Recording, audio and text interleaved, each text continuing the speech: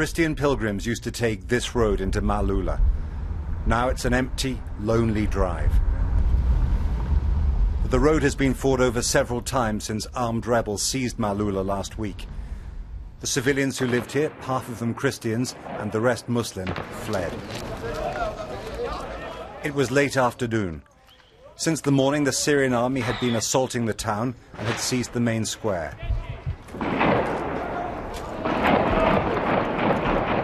But the heavy gunfire showed that the rebels were still fighting back.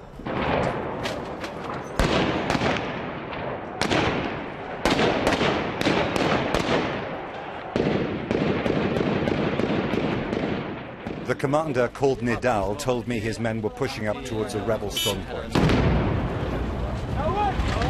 Among the rebel militias that seized Maaloula last week was the Nusra Front, jihadists who are allied with al-Qaeda.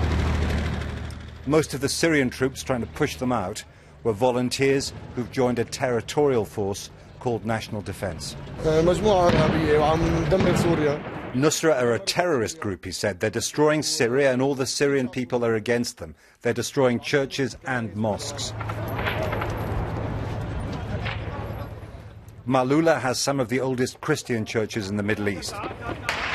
Its people, now in Damascus, still speak Aramaic, the language they believe was spoken by Christ.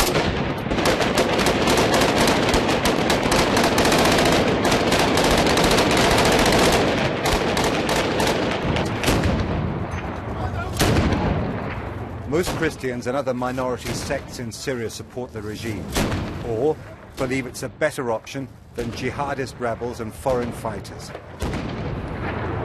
They say they're trying to flush out a sniper who's at the top of the hill there. While I've been here, I've been talking to some of the soldiers. A lot of them are local men, some of them Christians, who say that they're fighting for the town and for what it stood for, and as well as that, they are Bashar al-Assad loyalists and they're fighting, they say, for him.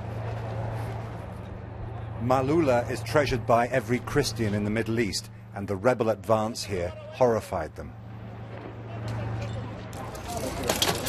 The Syrian army is well supplied with arms and ammunition by Russia and Iran. Fresh troops, including more volunteers from Christian areas in Damascus, got ready to go into action. The men here said Western countries opposed to the Assad regime were backing the wrong side and should help them to fight jihadist rebels. He said, "Tell the EU and the Americans that we sent them St. Paul 2,000 years ago to take you from the darkness, and you sent us terrorists to kill us." Wounded men were rushed back from the front line. This is the reality of the war in Syria. The outside world is arguing about chemical weapons. But conventional weapons have killed more than 100,000 people on all sides of this civil war and kill more every day. As we left Maaloula, Syrian army jets were circling looking for targets. Supporters of pro-Western armed rebels thought a few days ago that the Americans might tilt the war their way by attacking the regime's armed forces.